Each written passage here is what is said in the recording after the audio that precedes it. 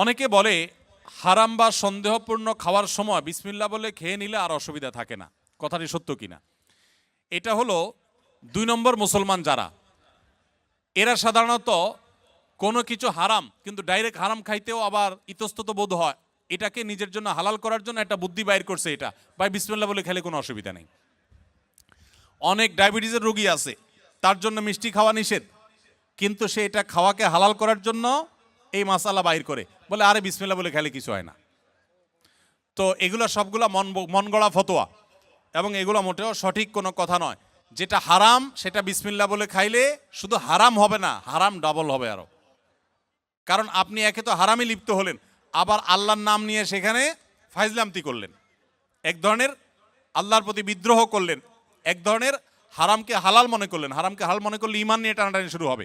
এই জন্য ভাই কোনো কিছু সন্দেহপূর্ণ মনে হলে ওটা অ্যাভয়েড করতে হবে এবং হালার দিকে যেতে হবে। নবী সাল্লাল্লাহু আলাইহি সাল্লাম বলেছেন, দামা ইউরিবুকা ইলা মা লা ইউরিবুক, তোমার যেটা সন্দেহ হয় ওটা বাদ দিয়ে যেটা সন্দেহ হয় না সেই জায়গায় তোমাকে যেতে হবে।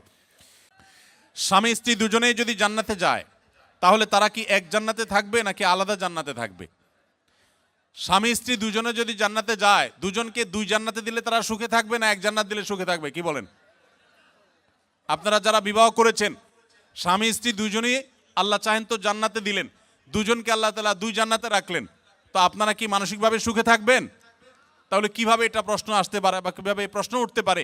মনে রাখবেন, স্বামী স্ত্রী উভয়ে যদি জান্নাতে যান, আল্লাহ তাআলা উভয়কে একসঙ্গে রাখবেন। শুধু তা নয়, জান্নাতে যে হুররা থাকবেন, এই হুরদের সবার নেতৃত্বে থাকবেন তার স্ত্রী।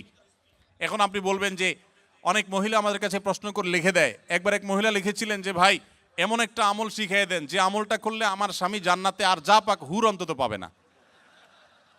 তো আমি উত্তরে বলেছি, দেখুন বোন, দুনিয়াতে যেরকম সতীনের প্রতি একটা দুঃখ, কষ্ট, জেদ, ক্ষোভ এটা থাকে, পৃথিবীর সব মেয়েদেরই থাকে, আল্লাহ এভাবে সৃষ্টি করেছেন, কেউ আসলে শেয়ার করতে চায় না, স্বাভাবিক।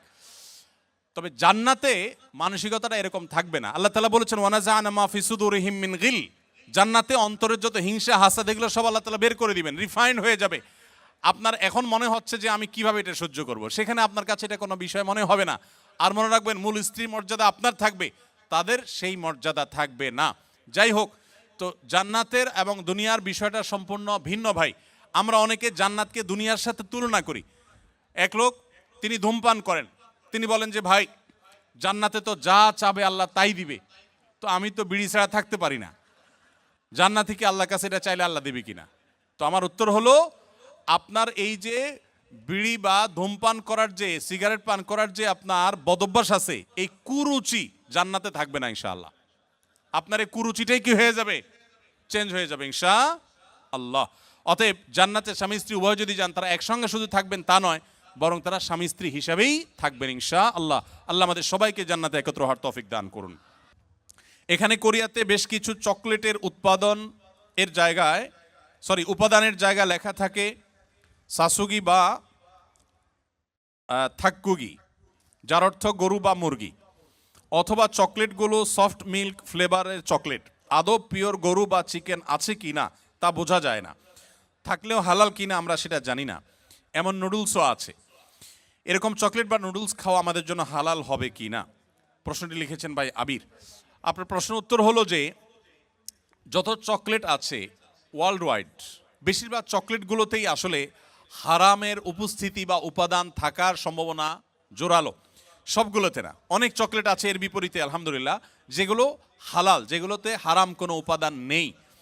এই বিষয়টা পৃথিবীর অন্য অনেক দেশে নিরূপণ করা সহজ, আপনাদের কোরিয়াতে একটু কঠিন।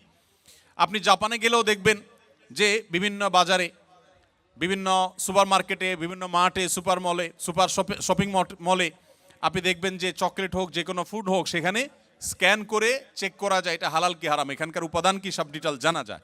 এবং হালাল সার্টিফিকেশন প্রতিষ্ঠানগুলো খুবই স্ট্রং সেসব দেশে, যার কারণে হালাল সার্টিফিকেশনের উপরে নির্ভর করা যায়।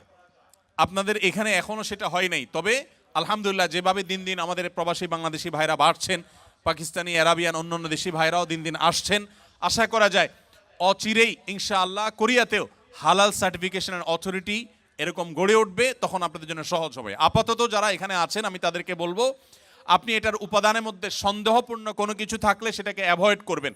মনে রাখবেন, সন্দেহপূর্ণ বিষয়কে অ্যাভয়েড করাটা খুবই জরুরি একটা বিষয়। যেটা আপনি নিশ্চিত হালাল জানবেন শুধু সেটাই গ্রহণ করবেন, আর যেটাকে সন্দেহ মনে হবে সেটা আপনি অ্যাভয়েড করে চলবেন। চকলেট না খেলে কি আমরা মারা যাব ভাই? কি বলেন, চকলেট না খেলে কি খুব বেশি অসুবিধা হবে আমাদের? অতএব আমরা যথাসম্ভব সন্দেহপূর্ণ খাবার অ্যাভয়েড করে চলবো, তাহলে ইনশাআল্লাহ হারাম থেকে বেঁচে থাকা সহজ হবে। কোরিয়াতে আমাদের অনেক সময় কোরিয়ান খাবার খেতে হয়, তারা একই পাত্রে শূকর রান্না করে খায়। আমার প্রশ্ন হচ্ছে, আমরা কি সেই পাত্রে রান্না করে খাবার খেতে পারবো কিনা? কোনো পাত্রে যদি শূকর রান্না করা হয়, এরপরে সে পাত্রটা ধুয়ে সম্পূর্ণ পরিষ্কার করে, তার কোনো আলামত নাই, নতুন করে সেখানে ধুয়ে পরিচ্ছন্ন করে ভালো তেল দিয়ে যদি হালাল খাবার রান্না করা হয়, সেই খাবার খাওয়া জায়েজ আছে, এটা হারাম না। যদি পাত্র ধুয়ে পরিষ্কার করে রান্না করা, আর যদি না ধোয়া হয় ওই পাত্রে আবার রান্না করা হয়, তাহলে আবার কি হবে না? খাওয়া জায়েজ হবে না। ঔষধের ভিতর যদি শুয়োরের কোনো উপাদান থাকে, তাহলে সে ওষুধ খাওয়া জায়েজ হবে কিনা? যদি কোনো ঔষধে শুকরের কোনো শরীর বা উপাদান থাকে, তাহলে সে ওষুধ সেবন করা জায়েজ হবে না। যদি বিকল্প কোনো ওষুধ থাকে, যদি আল্লাহ না করুক এমন কোনো রোগ হয় যেই রোগের এছাড়া আর কোনো ট্রিটমেন্ট নাই এবং মরণাপন্ন অবস্থা হতে পারে, তাহলে নিরুপায় হলে সেই ব্যক্তির জন্য বহু শর্ত সাপেক্ষে সেটা জায়েজ হতে পারে। কিন্তু যখনই বিকল্প কোনো কিছু আছে, তখন কিন্তু আপনার জন্য হারাম ঔষধ সেবন করা জায়েজ হবে না। আসুন্নাহ ফাউন্ডেশন, উম্মার স্বার্থে সুন্নাহর সাথে।